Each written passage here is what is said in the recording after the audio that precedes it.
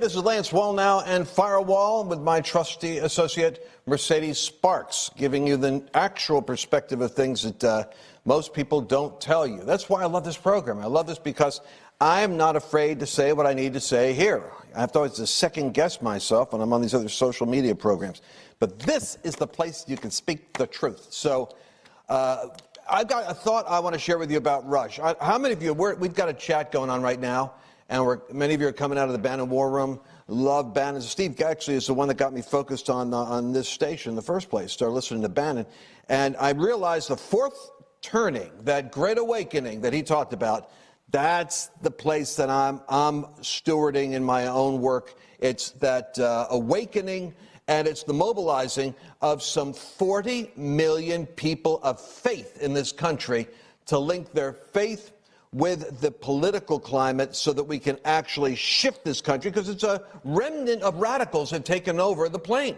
Literally, if you're looking at these executive orders, it's not Biden. Biden is incapable of doing this. It's like, this is the big mischief. Biden's executive orders, forget about that. He's an empty suit. He's half there. It's somebody's pushing this in front of him. It's the machinery of the Obama administration doing the damage on Trump's agenda to get Obama's next term through Biden materialized. By the way, it doesn't come to maturity till Harris is in that seat. Remember, I told you that.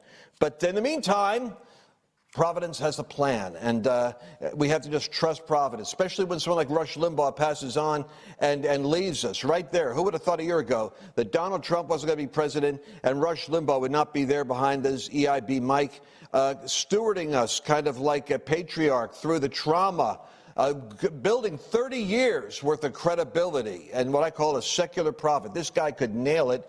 I listen to him more than charismatics and Pentecostals when it comes to anything going on in culture, because he actually perceived with, I believe, a gift from God. So let's take a look at a quote from Jason Matera from the Falkirk Center. I love Jason. He is a young Rush himself. He grew up with Rush in his father's cars. We'd go into basketball. His dad would play him. Rush always reminded his audience that liberalism could never win on its own terms. It had to be masked in do-gooder rhetoric. This is the part I want you guys to catch, because Jason nails it here. He ran a master's course for conservatives in decoding that rhetoric. This is what we've got to do.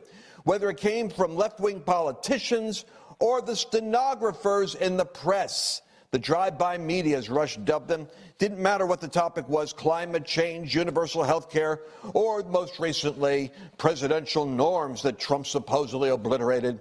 And Rush always knew how to get down to the real heart of the matter and expose it as such. This is what we need right now, because the obsession by those in D.C. to control our lives and livelihood means that the press and the policymakers are doing this extraordinary kind of voodoo work every day to deceive the masses with the rhetoric of what they're saying, the narrative they create, and then they turn around and pass these policies that are sugar-coated in the most, it's almost like the arsenic is buried in the pie so that it tastes like a pie till it kills you, and every policy they come up with is killing and destroying America. Mercedes, welcome to today's broadcast. You have thoughts on Rush that are especially personal. I definitely do. I mean, just like Jason, you're talking about, he was riding in the car with his dad, listening to Rush. I mean, I grew up the same way. I have vivid memories of driving in the car with my dad, me in the back seat, honestly, from the time I was in a car seat. And every time we'd go under those power lines, the AM station would fade to static, Rush would start to fade out, and my dad, every single time without fail, would turn the radio up just to try to make out what Rush was saying. And so I find it amazing that you have a whole generation that, like myself, of Rush babies. I mean, even my daughter, Rush grandbabies in some cases, that have grown up listening to Rush and being discipled by Rush, and then having our parents explain to us, this is what he's meaning and this is what that means. Meanwhile, while higher education's been taken over by left-wing radicals. Rush has been discipling future generations for the last 30 years. And so he's very near and dear to my heart. I wouldn't be who I am. I wouldn't be sitting here today if it wasn't for Rush, like many of you. I remember driving in a convertible in South Florida one time, and I was howling at one of Rush's parodies. I pull up to a stoplight and I look to my right, and the gentleman there, he's howling at the radio, and we both look at each other and we go, "Rush?" And we realize we're both listening to the Rush Limbaugh program at the same time. I had a job with Leadership Institute because I heard one of the Leadership Institute advertised on his program, and that led to me working for Mel Martinez. And here I am today working with you and pushing more and more into politics, upholding and fighting for the conservative ideals that Rush put in all of us. And so I like to say all of that mainly not to brag on me, but to brag on Rush, and to say all of my success, just like many of you, all of these things that we're fighting for, we have Rush to thank for that. And Rush shares in so much of what we're doing today. So I'm forever and eternally thankful for Rush and for just his presence on this earth.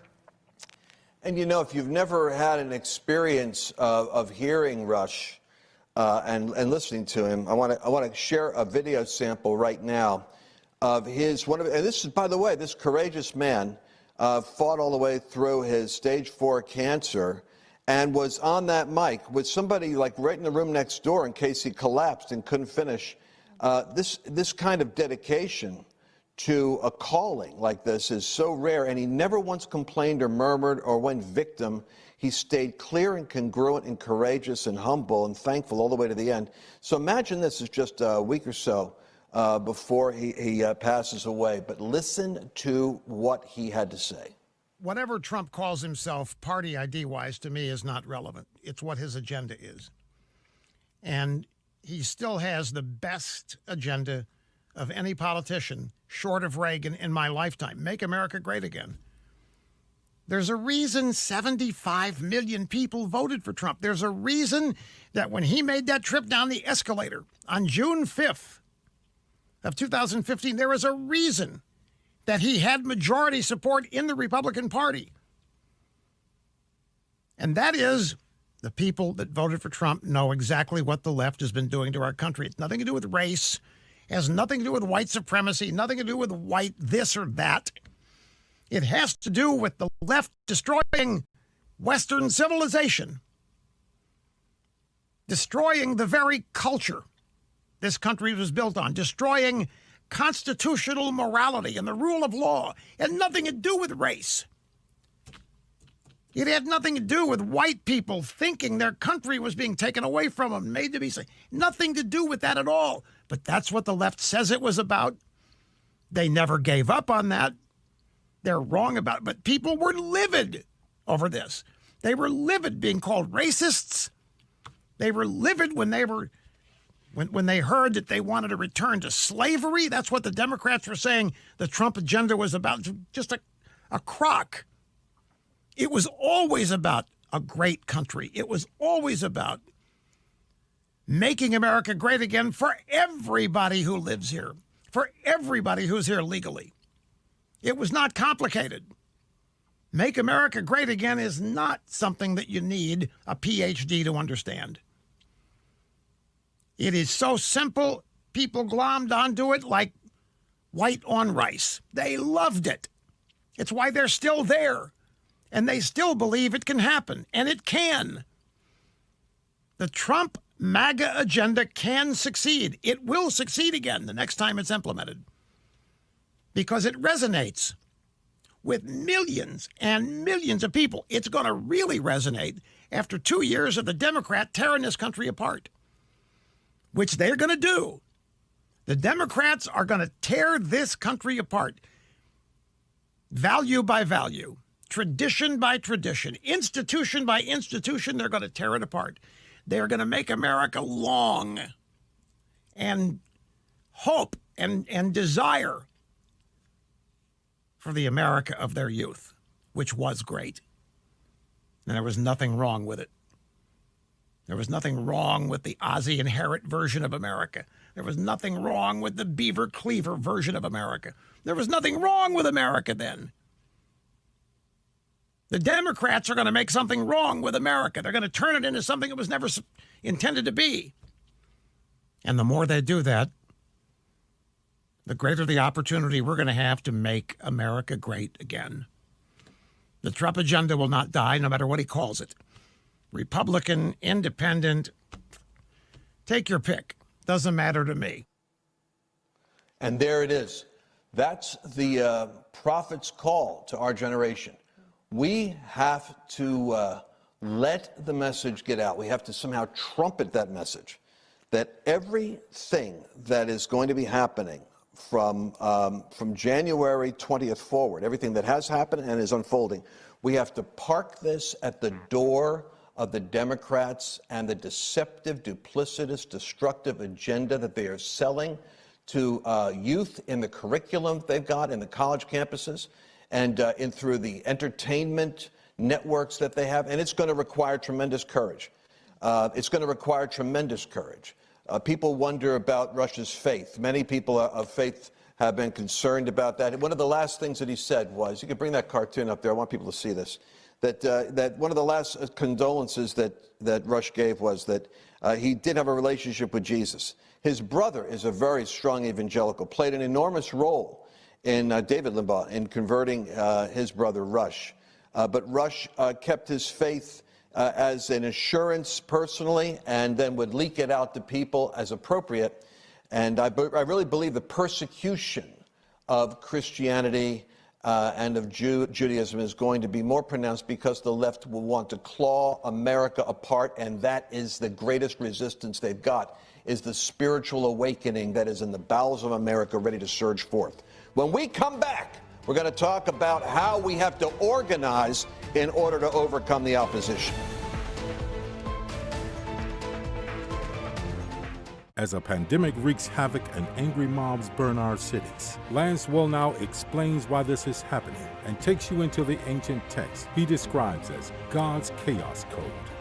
This is the exciting sequel to Lance's best-selling book, God's Chaos Candidate, where he predicted Donald Trump would be president. God's Chaos Code predicts this exact moment in history and what is coming next. When you're in the midst of shaking and uncertainty, the one thing that can give you confidence is knowing what God has said about the time that you're in. If the Lord tells you ahead of time what's going to happen, you can be certain things are going to be working out.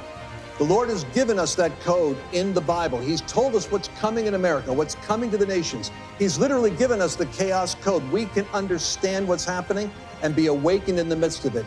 You need to understand and get this chaos code. You need to know the code. Order God's Chaos Code now at godschaoscode.com.